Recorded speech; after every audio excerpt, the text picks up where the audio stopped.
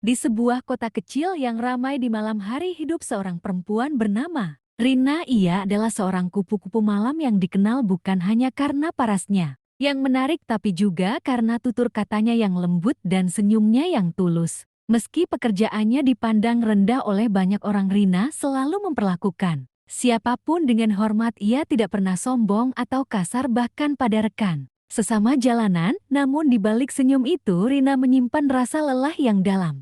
Baik secara fisik maupun batin. Setiap malam, Rina keluar mengenakan pakaian yang mencolok, berdiri di pinggir jalan yang diterangi lampu neon kelabu. Ia tak pernah benar-benar menikmati pekerjaannya, namun kebutuhan hidup dan hutang keluarganya menjeratnya tanpa pilihan. Ia adalah tulang punggung keluarga di kampung ibunya. Sakit-sakitan dan adiknya masih sekolah. Dalam sepi dan remuknya malam, ia sering menatap langit dan berbisik, "Tuhan, aku cuma ingin mereka hidup lebih baik." Pada suatu malam Jumat yang dingin dan sepi, Rina mendapatkan 5 tamu berturut-turut. Malam itu rejeki memang sedang deras. Teman-temannya di sudut jalan bahkan iri melihat betapa banyak yang mencari Rina malam itu, namun tak satu pun dari mereka tahu bahwa tubuh Rina sudah tak sekuat dulu. Ia sering mengeluh sesak napas, tapi selalu ia tutupi dengan senyuman dan obat. Warung tamunya yang kelima adalah seorang lelaki tua yang datang dengan mobil mewah. Rina ikut naik tanpa banyak tanya di dalam kamar hotel kecil di pinggiran kota.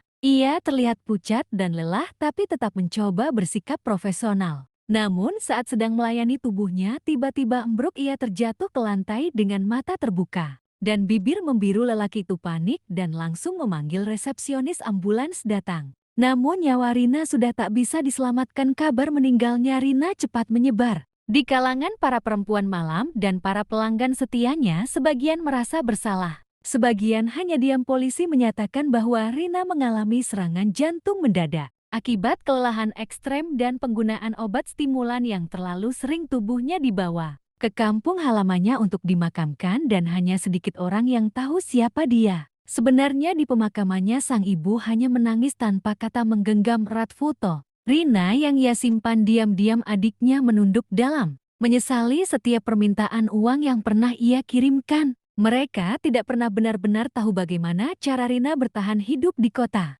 Hanya satu hal yang pasti, perempuan itu mengorbankan segalanya demi mereka. Kini di sudut jalan tempat Rina biasa berdiri, teman-temannya kadang meletakkan bunga kecil di bawah tiang lampu. Mereka bilang Rina adalah kupu-kupu yang terlalu lelah terbang hingga akhirnya menemukan tempat istirahat yang abadi. Dan malam-malam setelahnya, langit di atas kota itu terasa sedikit lebih sunyi.